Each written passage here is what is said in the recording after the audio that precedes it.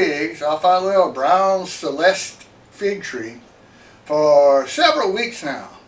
Here is one of my tricks. When we pick them, we don't get but about anywhere from a quart to a half gallon of figs every day. So we pick them off the tree and pour them into this big 2-gallon Ziploc bag. Once we get the bag full, we got enough to make a batch of canned figs. You'll notice they freeze individually when you do it that way. They're not all stuck together. They freeze individually when you do it that way.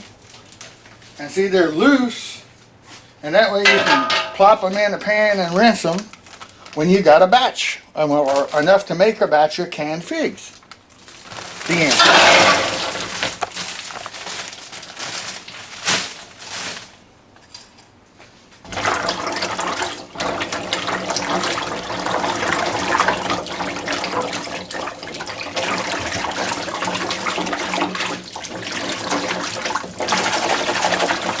Okay, so once you rinse them good, you take the figs one at a time, look at them, snip off the stems, put them in a colander to drain. They're still frozen, which makes the stem snipping easier. Pop them right off, put them in the colander to drain. Kind of a frosty technique. Okay, so after we have rinsed and nipped all the stems off the figs, we weigh them, and according to the old spring scale, this is about 8 pounds of figs. So they go into the pot.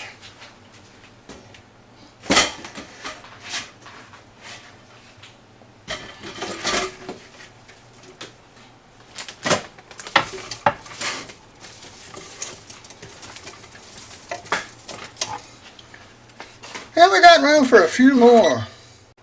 Alright, so in the pot we have 10 pounds of Celeste Louisiana brown figs. The recipe is quite simple. 1 cup of sugar for every pound of figs. You just pour the sugar over so it goes down in the pot.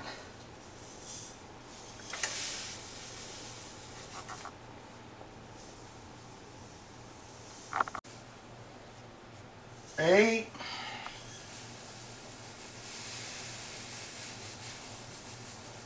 9, 10. Now, okay, that's all this time-honored recipe calls for, is for every pound of figs you add 1 cup of sugar. Now, I add just a little bit of water. Say in these 10 pounds of figs, I'm going to put 1 cup of water down in the bottom of the pot just to help it get started cooking. We're going to give them a stir to make sure the sugar's all down in there, and put the burner on and let them begin to melt and start cooking. Okay, I'm just lifting gently and stirring, making sure the figs are coated with the sugar. And this is all that's required, but I went ahead and put 1 cup of water, plus the figs were still a little damp in the colander, and that'll get us off to a good start. Also, not in the recipe, but just because we got a lot of it, I'm going to add a splash of lemon juice. Alright, this time make sure it is lemon juice and not from one of our other citrus trees. Give it a good shake, and measuring carefully, we'll add a splash. Okay, we're going to put a lid on it. We're going to put the burner on low and let it just begin to start. Check on it periodically and stir occasionally. Here goes the figgy-liciousness. Alright, we only added, if you remember, 1 cup of water just to get started. And we went straight from frozen figs into the pot. Well, here it is about an hour later, and look at this. Wonderful fig juice that the figs are making. Notice the pot has reduced by almost half, and the figs are now in juice. They're slowly going to come to a simmer. The sugar's melting, but they're well on the way.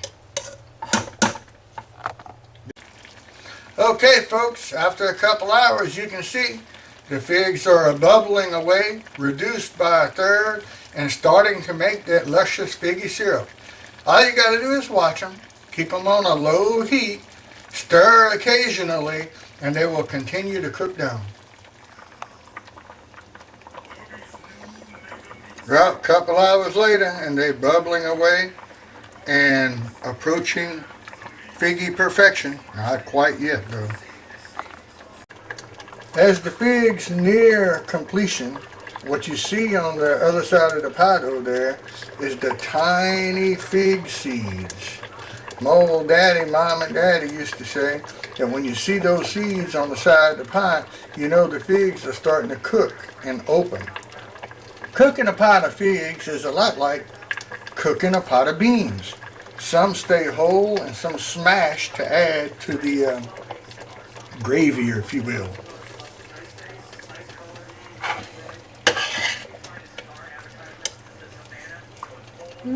Breaking down nicely. Those are the cooked ones that break down. There are still some that stay whole, and that's what you're looking for, is a happy medium.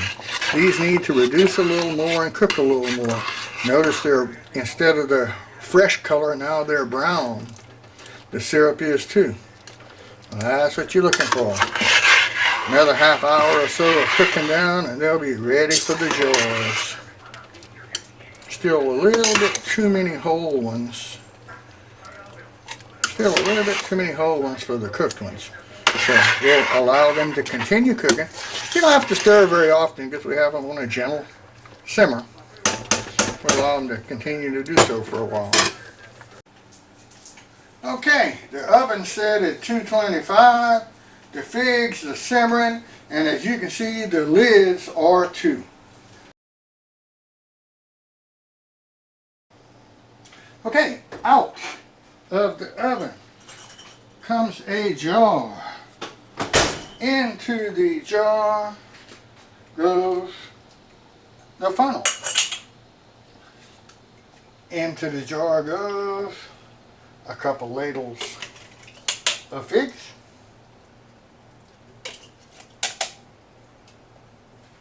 Okay, you got plenty of gravy with them.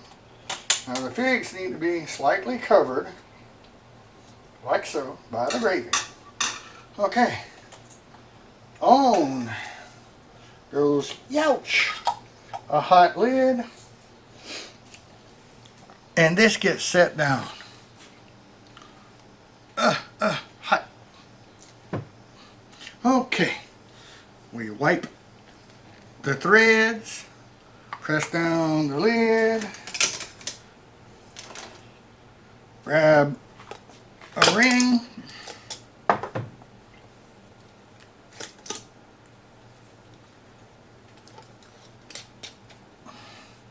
spin it closed, give it a twist. Voila! As you can see, there's just enough gravy to completely cover the figs in a little airspace. Perfection. Okay, figgy fans, 10 pounds of figs, 10 cups of sugar, a splash of lemon juice, and several hours. Straight from the freezer to 9 pints of canned figs. There went a tink. Hope y'all heard that. That was one jar sealing. These things are amazing. They're sweet.